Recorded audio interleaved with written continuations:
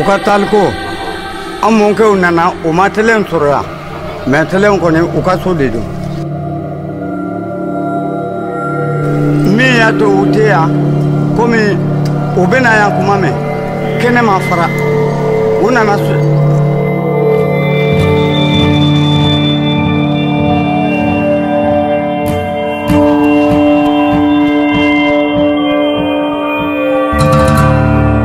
Telen kone, olu sirana kado yen, muna, telen olu kasru. Otumana olu bola kantoy.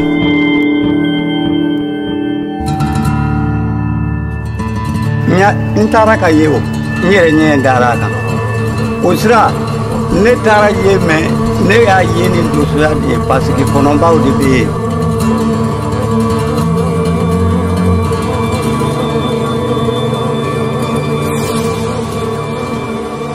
Oba segi jugo si, boko be la rema.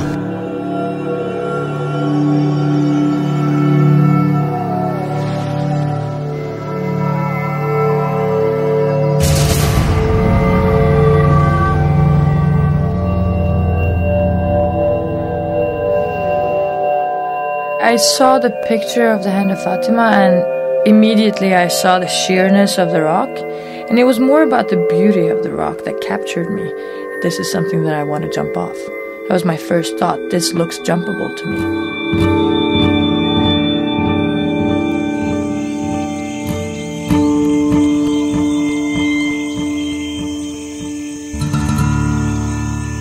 I felt like everything was working against me. Like, lost my passport, lost my visa. We get down here, all our camera equipment is being held back at the airport. I mean, sometimes I'm kind of just wondering, is it someone trying to tell us that we're not going to do this?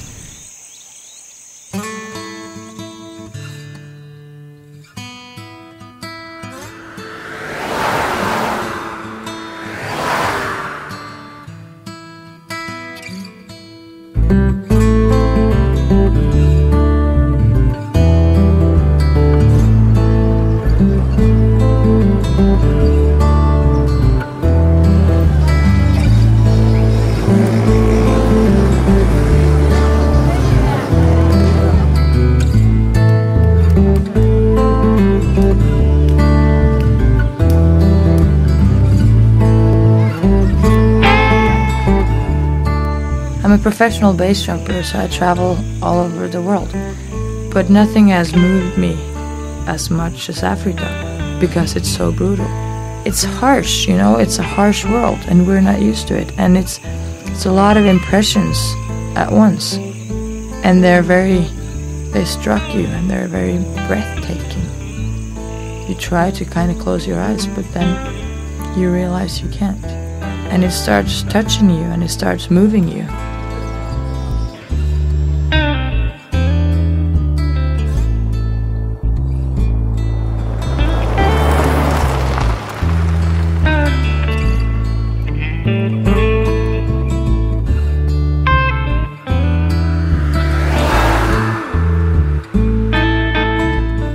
Hombori is kind of like the last place where you can buy anything that you're gonna need.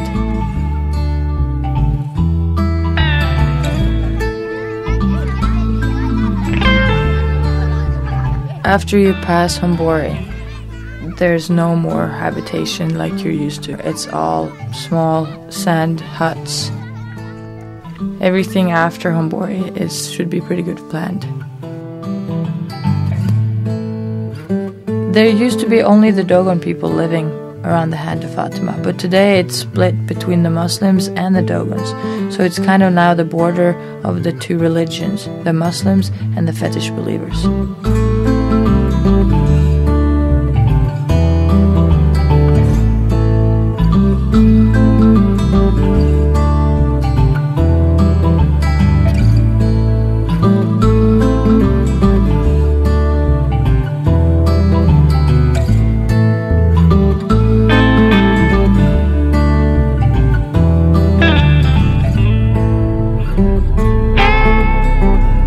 Definitely what makes this cliff harder than any other cliff in the world is its location.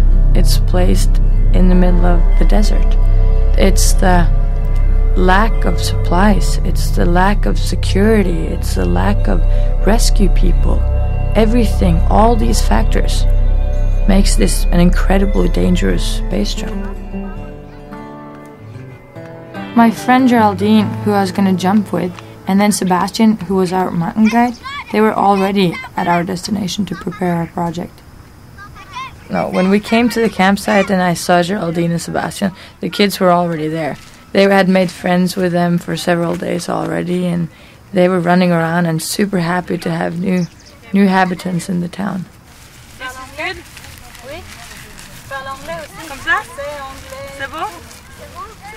All the little kids came from a village that was just a couple of 100 meters away from our campground. And the village was called Dari. There's probably just about 200 people living there.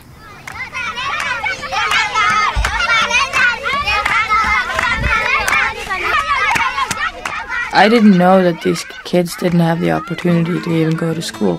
For me, it's such an easy thing to do. All the kids go to school. For these kids, it wasn't even an option. Seeing the kids drinking liquid, which wasn't even close to our definition of water, it made us realize the reality of life.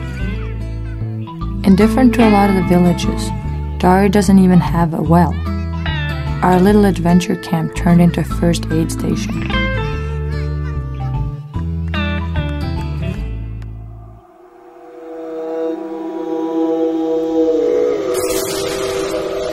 Usra, ne tara yeme, ne ya yeni dosura de parce que konomba o de be. Ali on fait ulu be bara de buake. Ni dote itala. Ite se kayele aka.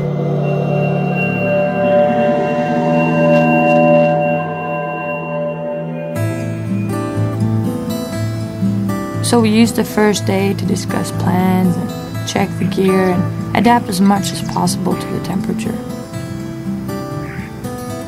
When we looked at the mountain, we realized we had a big problem. There is really no way to land in the huge block of rocks. I mean, there is no alternative landing up there.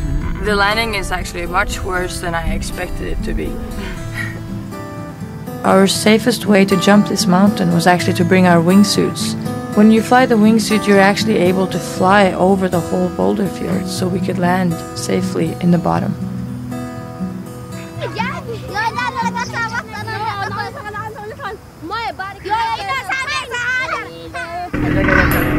We also had the two Ramones as part of the crew.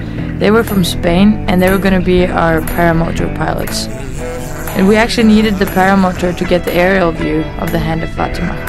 It turned out later that we were going to use them much more than we first anticipated.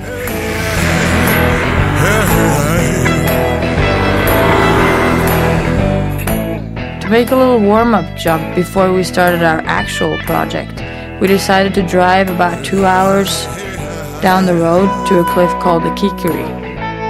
We only had a 2-hour hike to get to the top of the mountain, so there was no climbing involved. What do you think, Geraldine? You think it's enough time to do my flips? I'm actually really in a doubt now. I thought it was higher. I thought it was closer to 400. The Kikiri was not high enough for us to try the wingsuit, so we decided to just jump off as a regular jump.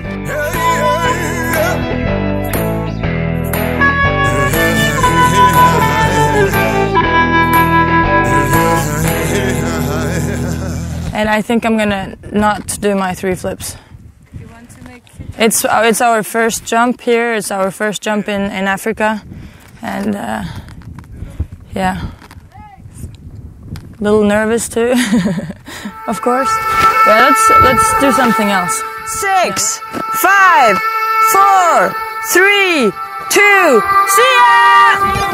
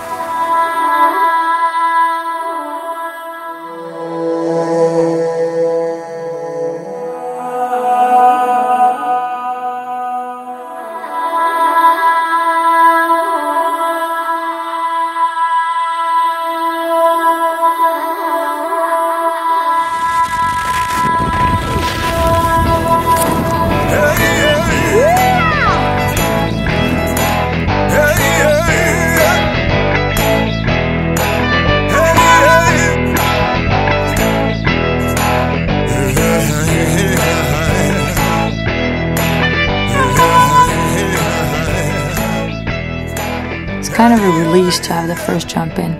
But when we were packing our rigs during sunset, I could already feel that I underestimated the effect of the heat and the 2-hour hike up to the top of the cliff. I was dead.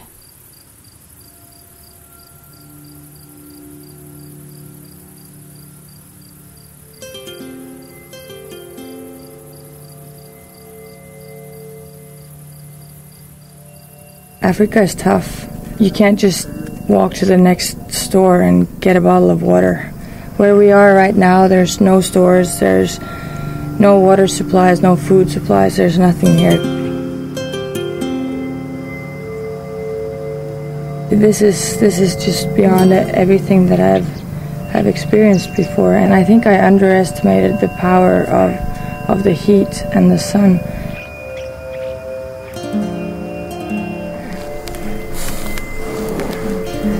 My head's better though, but right now my stomach is not feeling very well. But at least my head's not exploding that bad.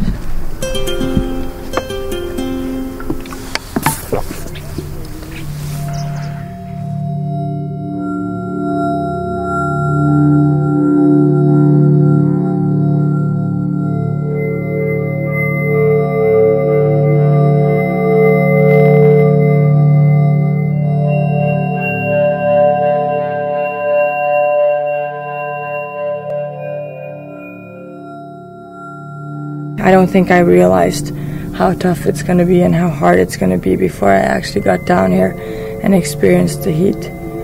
I thought it was going to be tough to climb up, but I never thought the heat would affect us the way it's been doing. C'est pas un base jump normal où on marche, on arrive au sommet de la falaise et on saute. Là, il faut vraiment grimper 8 longueurs pour arriver au sommet. C'est des longueurs qui sont difficiles parce que c'est pas très bien protégé. Et cette chaleur, c'est vraiment... On a vu qu'en 1 heure, on pouvait mais vraiment presque mourir de soif.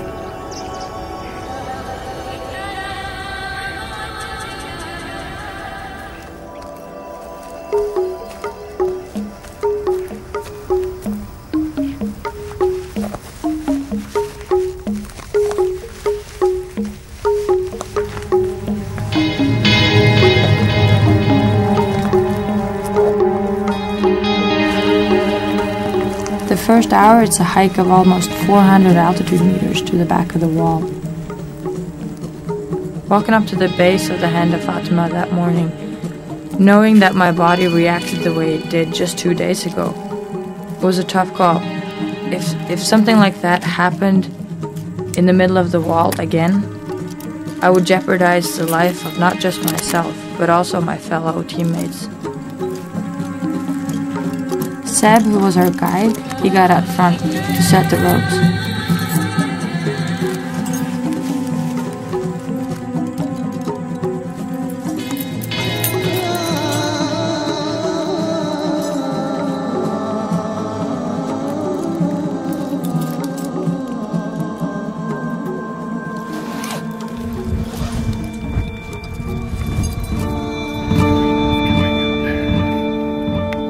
We had this time brought a lot of water, so our bag to carry up on top was almost 100 kilos heavy.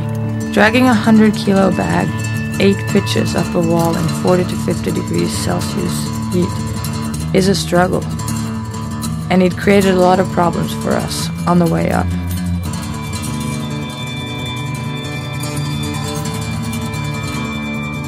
About half was climbable for us, but the rest was jumping, which means dragging yourself up the rope. After 4 pitches, around 150 altitude meters, we reached a terrace. And from this terrace we had to climb around the balcony, which marks the beginning of the ridge.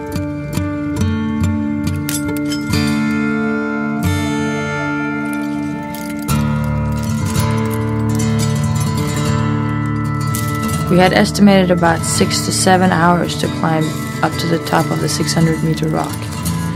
It took us 12 hours. We had some problems with some loose rocks, and the rider was stuck in the wall, so we had to go down and clear of the situation, so we had some trouble there. We just made it here when it turned pitch black there. It had got dark, so we couldn't jump. We had to spend the night on top of the mountain. We had no water, not even one single sip left. We needed water if we were going to be able to survive on top. Okay, Karina, Ramon are going to drop the water and food with a rope. ¿Hay algo de claridad ahí arriba? Pues más bien poca. He's trying to drop the food, but it's passing 20 meters or more. Then he's trying once or more time, no? To make sure and then drop on the top, no outside. Ramón dice que estás pasando sobre los 20 metros aproximadamente. Va el paquete. Go, go, go. Muy bien, chaval. Have you got the food?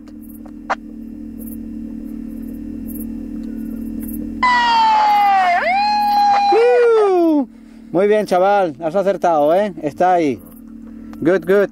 Bueno, Enjoy your food. Venga, eres un monstruo. Venga, chaval, vete para abajo, que te ponemos una luz aquí, ¿vale? Con cuidado.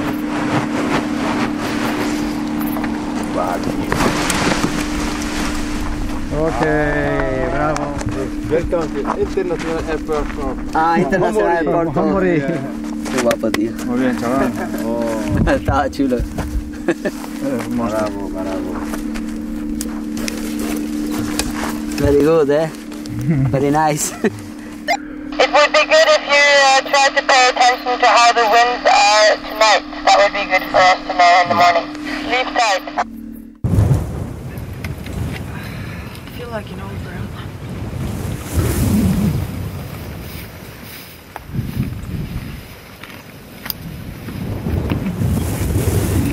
Tough night. Oh la la. Can't even. Whoa. Can't even see the mountain over there.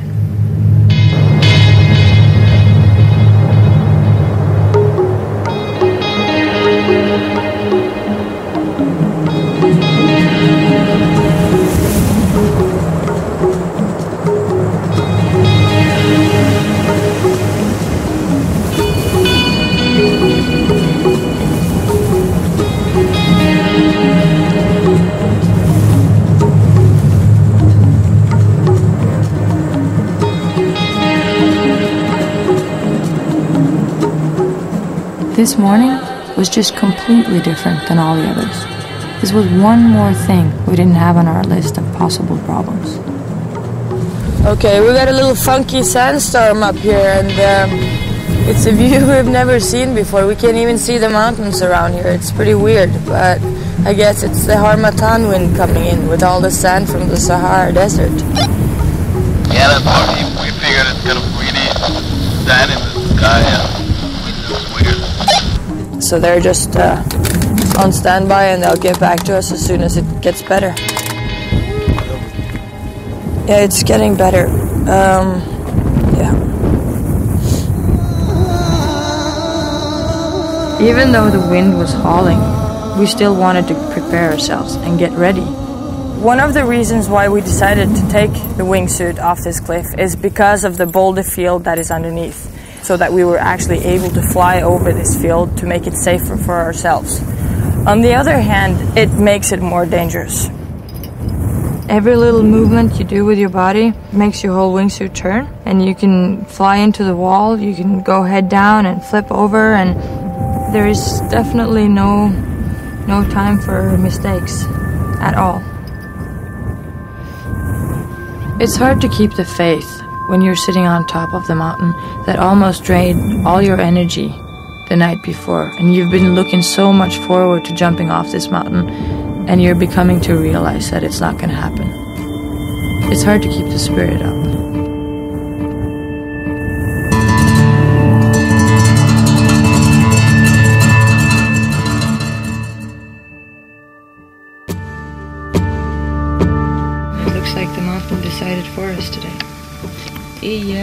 I think so.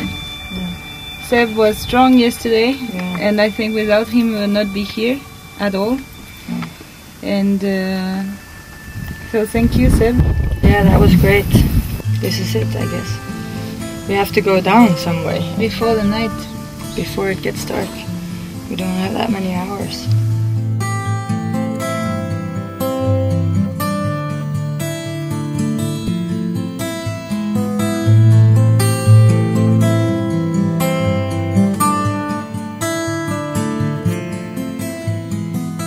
After a whole morning of sitting on the top with fading hopes and 5 hours of rappelling, we definitely carried some frustration with us down. But it was when we saw our new friends again, we got our smiles back. To them, we were heroes, and we thought we had failed.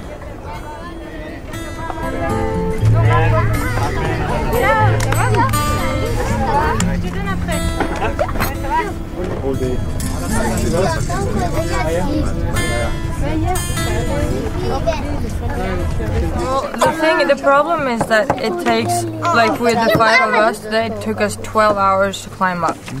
It's like, yeah, I mean, we have to talk to Sebastian about it because he's doing all the job, you know. C'est toi qui dis.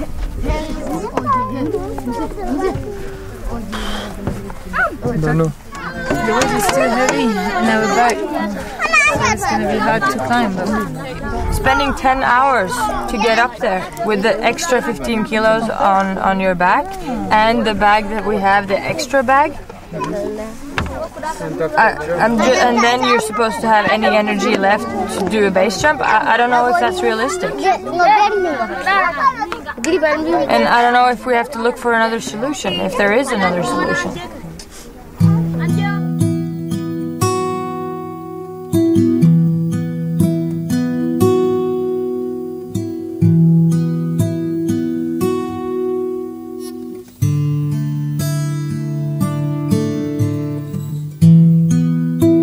I don't have the super good feeling about it. I feel like there's like a lot of little things that are not ideal. They're not perfect. They're not how I would like them to be when you put yourself in a situation like this.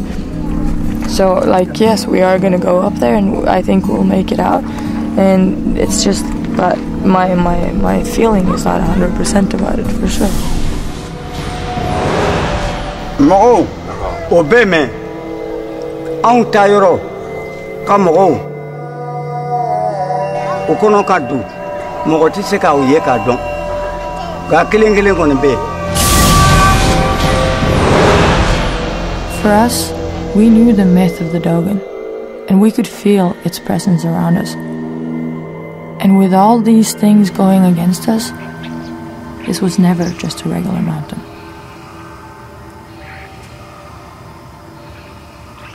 We took one day of rest, and throughout that one day of rest, we figured out a way that we could solve the problem and just climb back up 3 people. We're flying up on the top of the Kagatondo the night before to drop off my base rig because we weren't able to carry 3 base rigs on top of all the climbing gear and the water. Yes.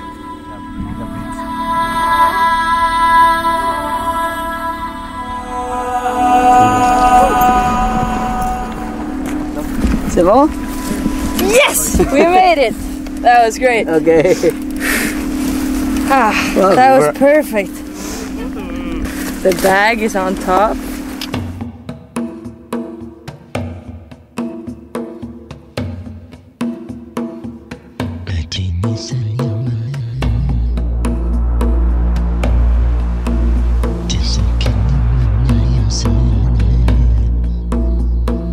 We never thought we were going to make it up there a second time, but we did.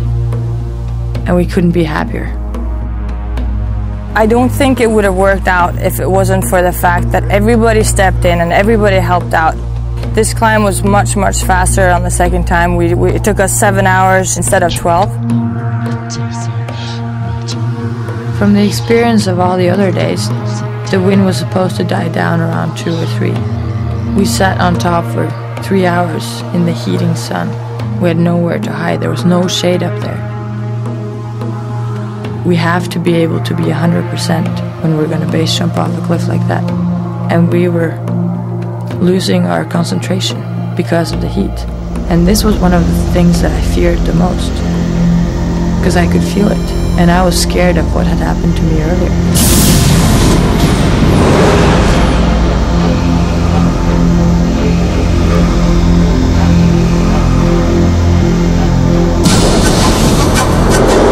It didn't quite die down the same way. We knew it wasn't ideal, but we expected it to be safe enough for us to jump.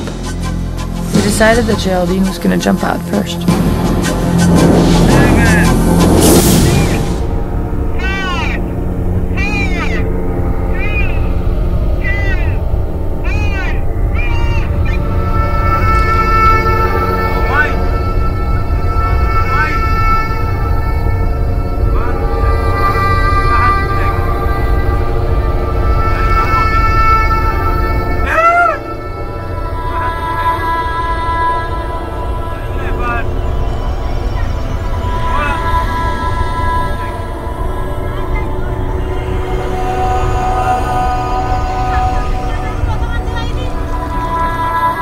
She had a perfect exit and just a beautiful flight, like phenomenal flight. She flew really well, she flew far, she flew better than we ever expected.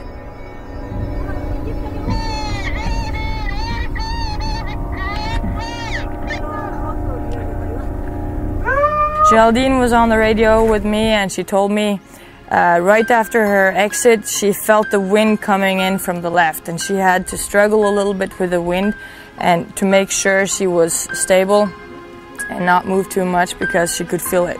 So she told me this on the radio, and I already knew that the winds were coming in pretty strong from the left. I get ready, gear up, I'm standing on the exit. I feel, so I think I felt like I had control.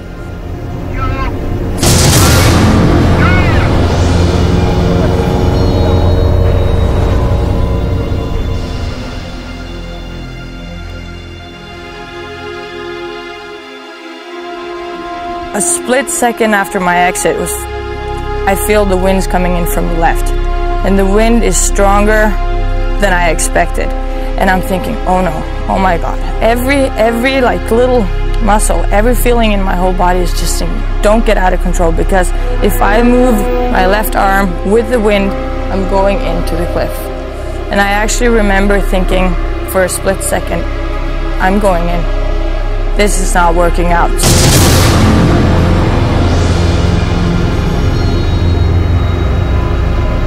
I feel like, okay, I'm managing to fly, I'm turning my wingsuit, I'm still kind of going sideways, but I managed to turn it away from the cliff. I'm not going down in towards the cliff anymore, I'm going out, but it's not flying.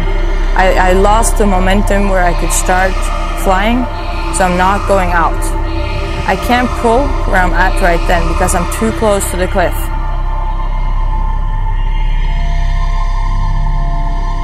There's a huge boulder right in front of me. If I pull close to this boulder, the wind is going to get me and it's going to smack me into the boulder. I have to fly past this huge boulder, and I'm barely making it. I am so close to this boulder that I want to close my eyes. I pull. I'm so low that if I have any kind of hesitation, I will go in.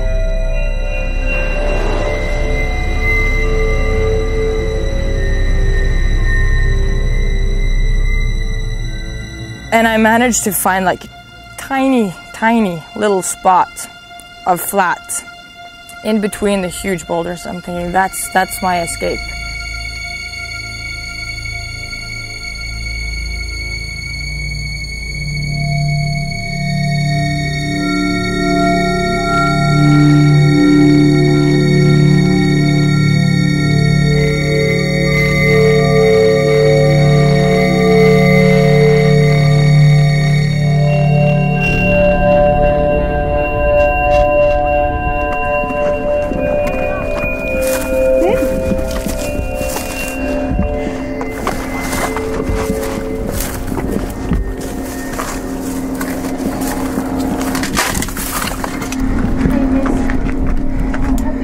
are fine.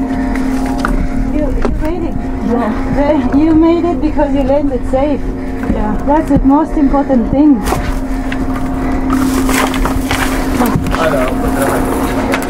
You landed safe, Karina. That's the thing. Yeah.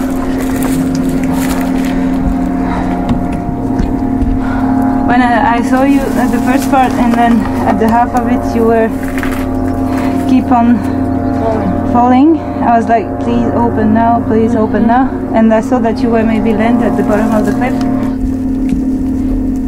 I was having a lot of trouble there at the end. But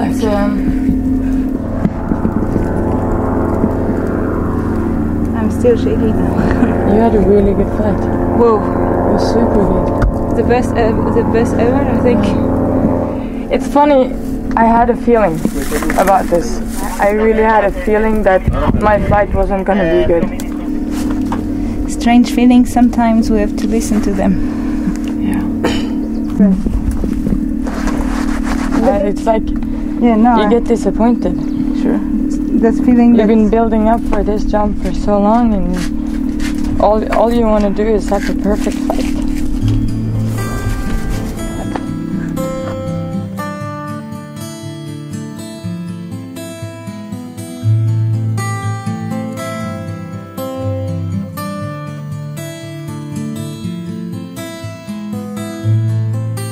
Maybe I should just go home and not do this, because I don't want to die here. I don't want to die on a cliff like this. So of course you're questioning it. Is this worth it for me? So you got to think, am I willing to risk all these things just to jump off this cliff? And that's the question you got to ask yourself every morning you wake up. Am I willing? Is it that important for me to jump off this cliff? And yes, it is. I just stood right up and started walking around and trying to let off some of the steam. I was so scared and so happy and so angry at the same time. I didn't even know what to feel. That night, the kids were dancing all night. I was laying in my tent being sick, but I could hear them. They were so easy to please. Just that somebody cared about them. If they could sit on your lap for 5 minutes. If they could just be around you. And I don't know if I made a big difference in their lives. But I know for sure that they made a big difference in my life.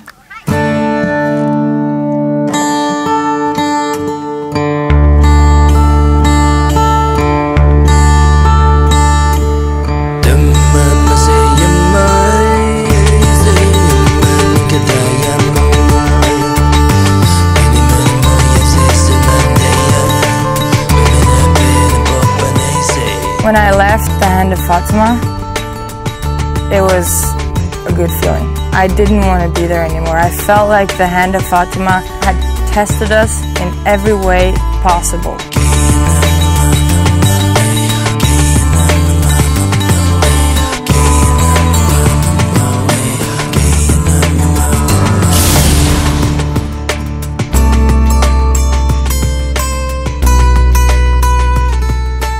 All my emotions, all the feelings that I had for the last 12 hours just came back to me, and they just knocked me dead.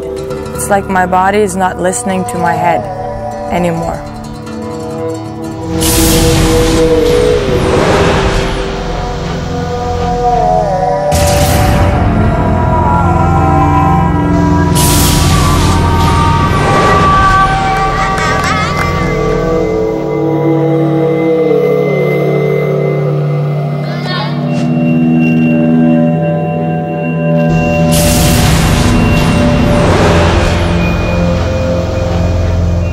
I felt like I was gonna die that one moment. This incident that happened to me is not what I'm looking for at all. And I will not go back there to try and counter this again.